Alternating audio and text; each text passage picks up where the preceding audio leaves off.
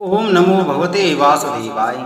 प्रिय भक्तगणों, आज की कथा में हम श्रवण करेंगे आषाढ़ मास महात्म के 8वें अध्याय की कथा। पिछली कथाओं को सुनने के बाद नारद मुनि ने नम्रता पूर्वक भगवान से पूछा, हे भगवान, आपने अब तक भक्ति, सेवा और धर्मशीलता के अनेक उदाहरण बताए, किंतु यदि कोई मनुष्य जीवन भर पापों में लिप्त रहा हो, फिर भी यदि आषाढ़ मास में कुछ पुण्य करे तो क्या वह भी उद्धार का पात्र बन सकता है?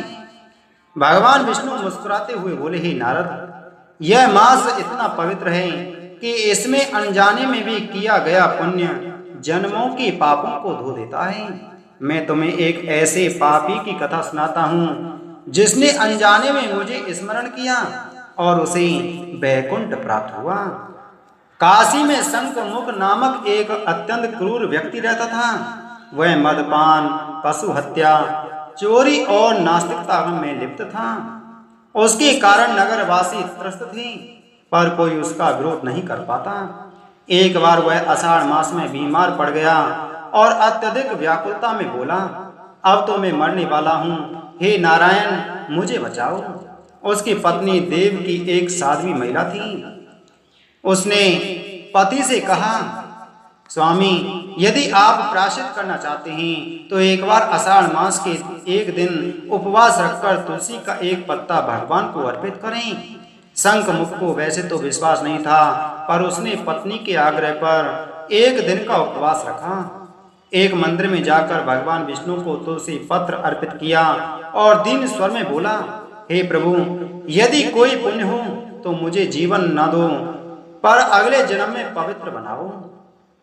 कुछ ही दिनों में उसकी मृत्यु हो गई। मृत्यु के पश्चात यमदूत जब उसे लेने आए तब वहां विष्णुदूत प्रकट हुए और बोले, इसने आषाढ़ मास में भगवान का नाम लिया, तुलसी अर्पित की, अब यह तुम्हारा नहीं, श्री हरि का है। यमदूतों ने विरोध किया, पर विष्णुदूतों ने कहा, जो आषाढ़ मास में एक बार भी नारायण कहता है वह पापों से मुक्त हो जाता है। यह नियम श्री हरि ने स्वयं बताया है। इस प्रकार शंखमुख को वैकुंठ ले जाया गया। भगवान विष्णु बोले, आषाढ़ मास में नारायण का नाम उच्चारण, तुलसी सेवा या एक बार भी हरि नाम स्मरण चाहे अनजाने में ही क्यों ना हो, पुण्यदायक होता है। इस मास में यदि पापी भी प्रायश्चित करता है तो वह भी श्रेष्ठ गति को प्राप्त करता है। सच्चे मन से किया गया संकल्प चाहे छोटा ही क्यों ना हो, बड़ा फल देता है।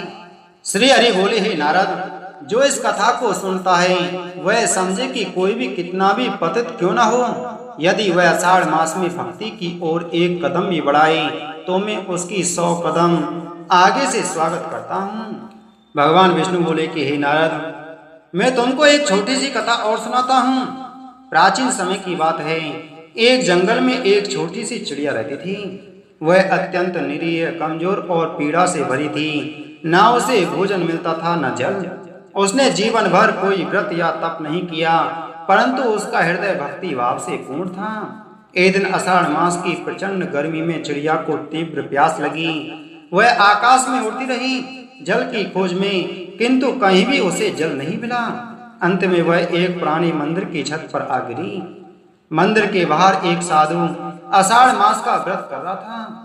उसने देखा कि एक छोटी चिड़िया मरणासन्न होकर गिरी है। उसने तुरंत अपने पात्र में जल निकालकर उसे चिड़िया के पास छिड़का। चिड़िया ने उस जल की कुछ बूंदें पी ली और प्राण बच गई। जब साधु ने देखा कि चिड़िया की जान बच गई है तो वह प्रसन्न हुआ और बोला, हे भोलेनाथ, हे श्री हरि, यदि मेरी आषाढ़ मास की सेवा, व्रत, जप और तप सच्चे मन से किए हैं तो यह प्राणी मोक्ष को प्राप्त हो। उस क्षण चमत्कार हुआ। वहां एक देवदूत प्रकट हुआ और बोला, हे साधु, तुम्हारे पुण्य से यह चिड़िया अब पक्षी योनि से मुक्त होकर देवलोक में जन्म लेगी और भव चक्र से छूट जाएगी। भगवान श्री हरि नारायण बोले कि हे नारद, देखो, आषाढ़ मास के व्रत का यह प्रभाव है। यदि उसके प्रभाव से एक साधारण चिड़िया तक उच्च गति प्राप्त हो गई, फिर मनुष्य की यदि श्रद्धा से व्रत, उपवास, जप, दान करें तो वह स्वर्ग और अंत में मोक्ष को प्राप्त करता है। भगवान श्री हरि नारायण ने कहा कि हे नारद, कोई बड़ा धनाचार्य बनना जरूरी नहीं। ना ही बहुत बड़ा यज्ञ करना आवश्यक है। केवल भक्ति और श्रद्धा से किया गया छोटा सा कार्य, जैसे एक दिन का व्रत, एक गिलास जल देना, एक जप माला करना, यह भी आषाढ़ मास में अत्यंत फलदायक होता है। जिसने किया आषाढ़ में पुण्य कार्य, उसे ना सताए काल ना प्रारब्ध की मार। चिड़िया जैसी जीव को भी तारा इस मास ने, पापी से पापी मनुष्य को भी तारा इस मास ने, भक्तों को निश्चित मिले चरण भगवान के। इसलिए पापी से पापी मनुष्य को भी आषाढ़ मास में कम से कम एक दिन का उपवास जरूर करना चाहिए। बोलो श्री हरि नारायण भगवान की जय।